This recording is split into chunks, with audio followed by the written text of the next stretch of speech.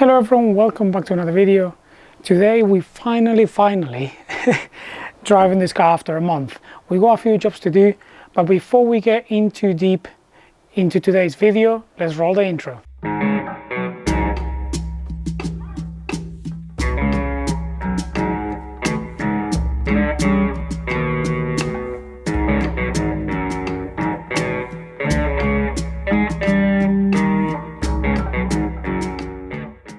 So let's jack her up, put the stands underneath for more security. But before we do all of that, what we're going to do is chock the front wheels. Once I chock the wheels, that I'm not going to be lifting from the floor, which I suppose it makes fucking sense. What I normally do is remove my handbrake and then put the car in gear in the opposite direction of which my flow goes. So if your gradient is basically facing forward, you will put it in reverse, and if it's backwards, you will put it forward. That way we can move our brake disc freely, and mostly if you got a setup that I've got in this car where the brake shoes are inside the disc, they're not going to be extended and grabbing on that disc and making it very hard and difficult for us to remove it. Depending on the way that you're going to remove your wheels, whether if you're going to use an impact or you rather use a brake bar, what I recommend you to do is once the car is on the jack and it's started to lift off the car, just crack the wheel nuts. So when the car is up in the air and you want to remove the wheel nuts, they will come out a lot easier than having to fucking junk the brake bar or stuff like that. All right, so if you're using a brake bar, do it that way. If you're using just an impact, it's easy because you can jack it up and just and get it off. So I'm not going to make this video a long video just changing my brakes. We're going to go over quite quickly, but I'm just going to pinpoint certain things that you should looking at when you're changing your brakes and the way that we're going to bed in the brakes, and that's about it. And after that we're going to go for a drive. Now that we got the caliper off, let me just show you what a assist caliper looks like. I got my tool here, caliper winder, with the bit that I need for that kind of piston. And what we're going to do, just put that there. We get that tight until it meets with that part of the caliper, so it will move. And ideally we would want the piston to go back, but as you can see,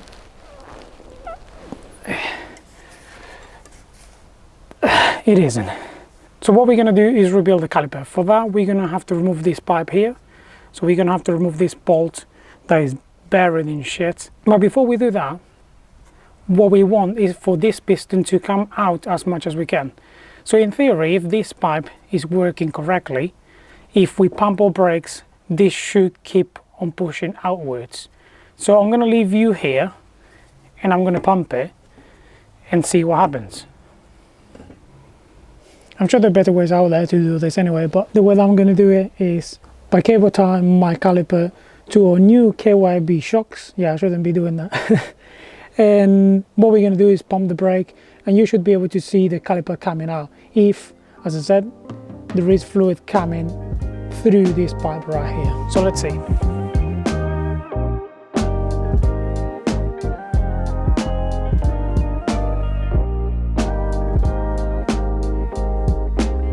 As you can see, the piston is almost all the way out. So now we can remove the brake pipe. This is a nice and quick way to remove your piston, and as well to check that your brake hose that is attached to your brake pipe right there is actually bringing fluid every time that you push your brake pedal. So we know now that our issue is just a lot of crap within the piston. All we're going to have to do now is clamp this brake hose right here, so we lose as minimum as fluid as we can. And then once we clamp our brake hose, what we're going to do is remove that bolt that I showed you at the beginning. We're going to clean that first with a wire brush. We're going to spray some either PV Blaster, WD-40, penetrating oil, rust off, whatever you've got there. Let it set for a bit, and then let's see if we can remove it without breaking it. As you can see, we remove our caliper, we remove the pipe, and we got the pipe clamped, so it's not leaking at all. Nothing on my fingers. There's two ways you could have done this. You could have left this on the caliper and do it right here, so remove the piston and the seals and all that kind of thing, but I think it's going to be a bit of a mess, so we're going to go inside the garage and we're going to do it there. But as you can see, that's nice and clamped.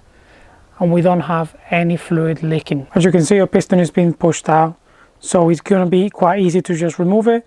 We still got quite a bit of brake fluid here, so we're going to have to be careful with this. I don't know if you're going to be able to see it, but that's a brake fluid that was inside the caliper. Quite brown, to be honest. And you can see the state of a piston, so we're going to have to clean all of this. We're going to remove the seals that we go in here, so this outer one, and I believe this one inside. We're going to clean all of this inside. We're going to clean a bit of the outside of the caliper, and then we're going to be able to rebuild it and put it back in the car. And to remove these seals, there's not rocket science, so because we're not reusing these ones, we can just break them, pull them out, just like that, and that's it. Now we're going to have, as I said, another seal in here, right there. It's going to come off. And before we put the other ones back in, I know I said we're going to clean it, but make sure where this seal sits, which is right in there, and this seal sits, which is right in here, we're going to make sure that that is pristine. Just like as well, we're going to make sure that where the caliper is going to sit back again, where the piston, sorry, is going to sit back again, is nice and clean. We don't want anything too aggressive. We just want to clean all the dirt and all the shit from the actual piston. So let's give it a clean first and see what we're working with. Right, all we've got is this bit here, so we're going to clean that. We're going to clean this at the top, and that should be ready to go back in.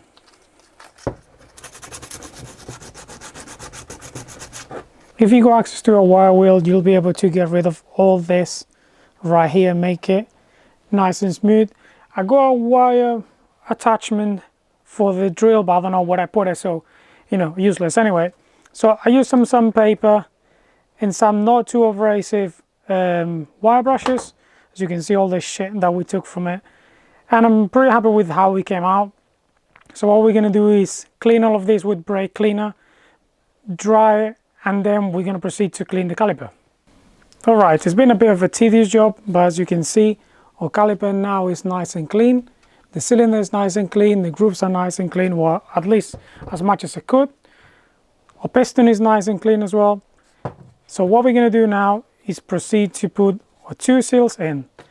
The kit that I bought that comes from Subaru comes with two different loops. So one is red and the other one is orange. The orange one is going to be for our sliders and the red one is going to be for our seals. So we're going to lubricate this seal and we're going to gently push it into the groove. We got our seal nice and seated, as you can see inside right here. Just take your time, and of course you don't want to use any screwdrivers or any metal or anything. You can do it with your fingers, you can push it in and sit it properly. So that's all you need to do. Now we're going to have to put the piston in with the other seal. What we're going to do here is basically push our piston over the seal, being careful that we don't rip it off.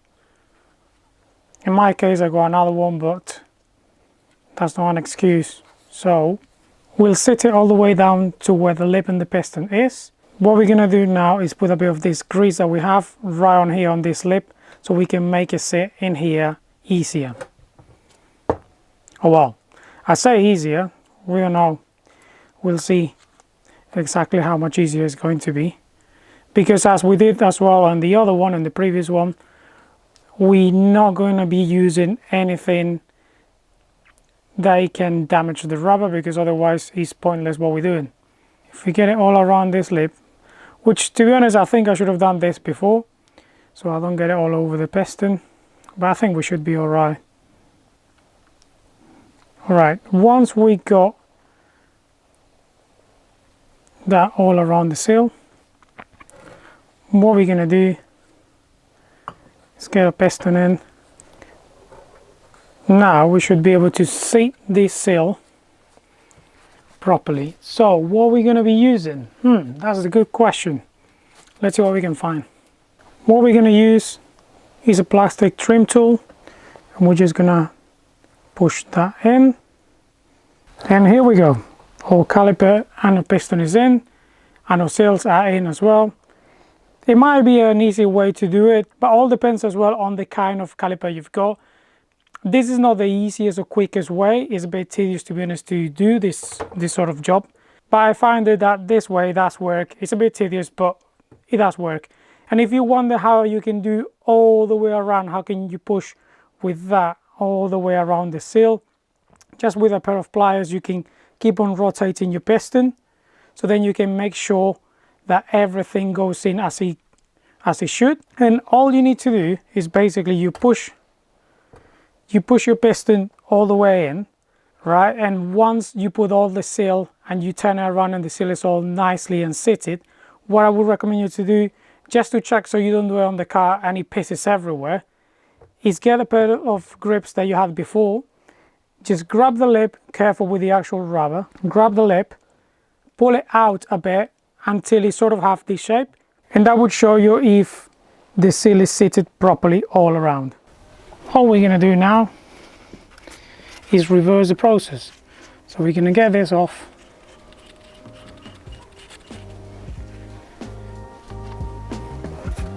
We're going to get this pipe seated properly where it goes.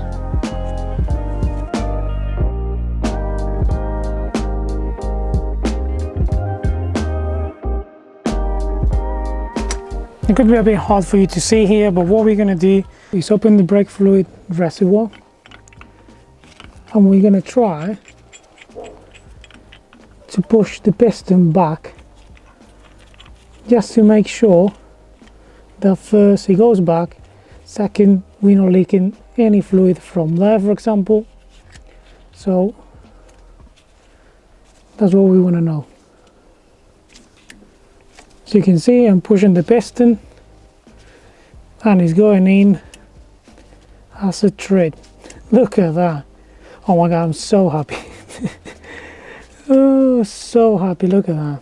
Perfect. Great.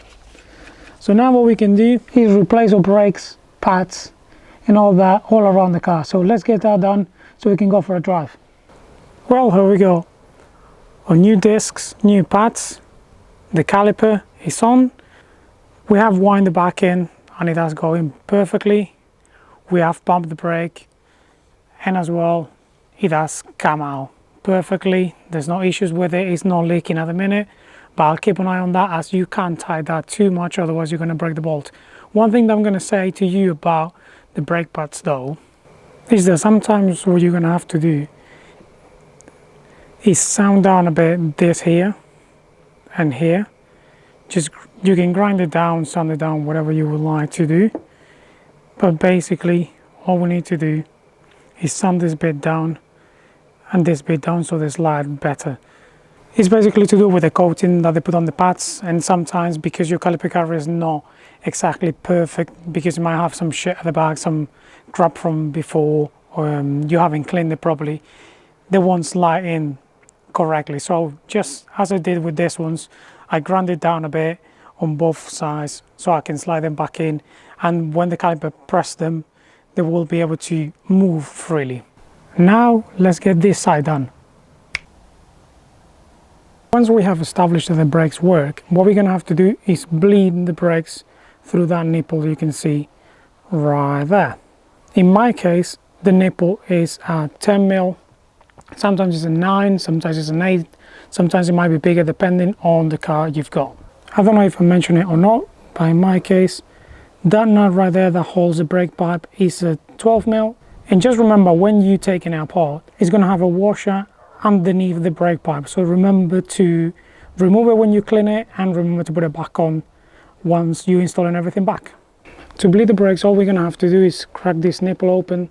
And in my case, I'm going to use something like this. I'm going to remove this bit here, and I'm going to put this piece of pipe right over the nipple, and I'm going to ask someone inside the vehicle to pump the brakes through this plastic tube. We're going to see all the bubbles passing through, as well as the fluid. Once we got a continuous flow of brake fluid and not many bubbles or no bubbles, what we're going to do is ask the person that's in the car to hold the brake, and we're going to tighten the nipple. As usual with every single bolt and nut, they're going to be rusty. Normally they're going to be rusty anyway, so what you're going to do is lubricate it and get a wire brush and go around it. If you try to crack it open with a spanner and it doesn't happen, it feels too tight, get a socket of the same size and you're going to have better grip. If that as well feels too tight, what I would recommend you to do is get some of this. We're going to get some butane, and what we're going to do is warm it up a bit, and then you're going to put cold water. The colder the better, so basically what that would do, that reaction with cold and hot, it should break all the crap that is inside. Once that happens, then you're going to try to crack the nipple, and in theory it should be easier than just doing it as it stands right now. It's quite a simple process, but sometimes it's a bit tedious, and of course if you break that nipple you're going to be in trouble. So hopefully we don't break it and we can bleed the brakes and we can go for a road test. I managed to crack open the nipple, but I had to use the butane and the cold water technique because it was tight as fuck. So as you can see right now, we got some bubbles coming through this plastic tube, and I haven't even started pumping the brakes. So let's get pumping and let's get this car back on the road. Alright, now that our brakes are nice and hard, like I am in the morning, sometimes anyway, we just come to the Peak District for a nice walk. It was very foggy this morning, so we couldn't really see much, but the car is working fine, brakes are working fine, suspension feels so much better than it did before. And after what, a month and probably a week that I haven't driven this car, I just I just love it. I missed it so much. I missed it so much. In case I haven't mentioned it, the way that you should be bedding in your brakes is by taking it easy on the first 200 miles. So basically try not to brake harsh or do like a last minute brake or anything like it. So that's what I'm gonna do.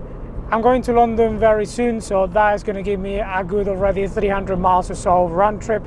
So they will be bedding properly, so I'm not too worried about it. And on that note, here's where I'm going to end this video. I'm so happy that I get to drive this car again. I know it sounds stupid, but I missed it so much. I love the Forester, but not being able to drive a car is different to choose which car you're going to be driving. So as usual, thank you for watching, thank you for liking, thank you for subscribing if you do, and I shall see you very shortly.